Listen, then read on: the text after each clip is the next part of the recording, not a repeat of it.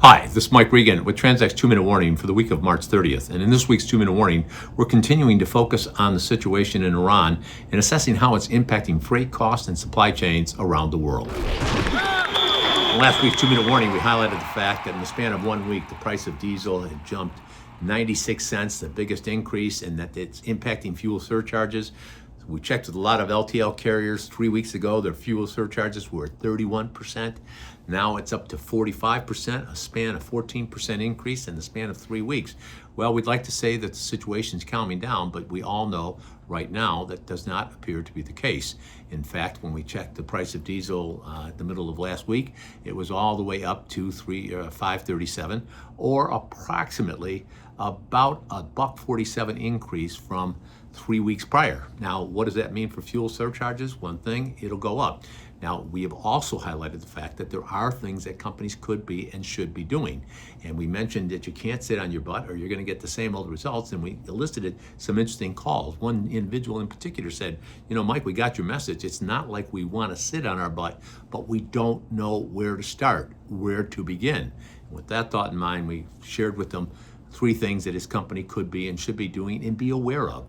For example, one of the things that the large carriers, if you're pegging your fuel surcharge on EIA data, government data, the large carriers aren't paying the retail price for diesel, but their fuel surcharges are based on that.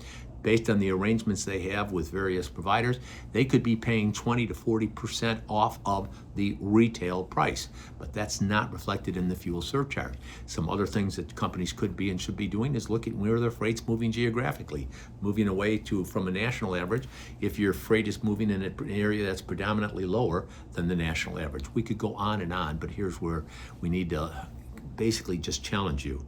If you're interested in learning more about how you can manage through the fuel situation, protect your freight cost, and protect your supply chains, send me an email or give us a call. I could go on and on about all the great things we're doing, but the proof is in the pudding, and that pudding, begins when you give us a call so we can talk you through some of the things, the assessments that we're doing.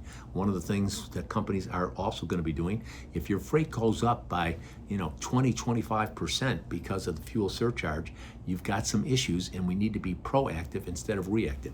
One other thought, though, that you need to be aware of is in the truckload market, things are starting to firm, and one of the things that this fuel is doing is having a really significant impact on smaller carriers. They have to pay for their fuel in 7 days. Some of their customers aren't paying for 45, 60 days. We could go on and on, but for now, send me an email, give us a call. Let's talk via calendar or whatever.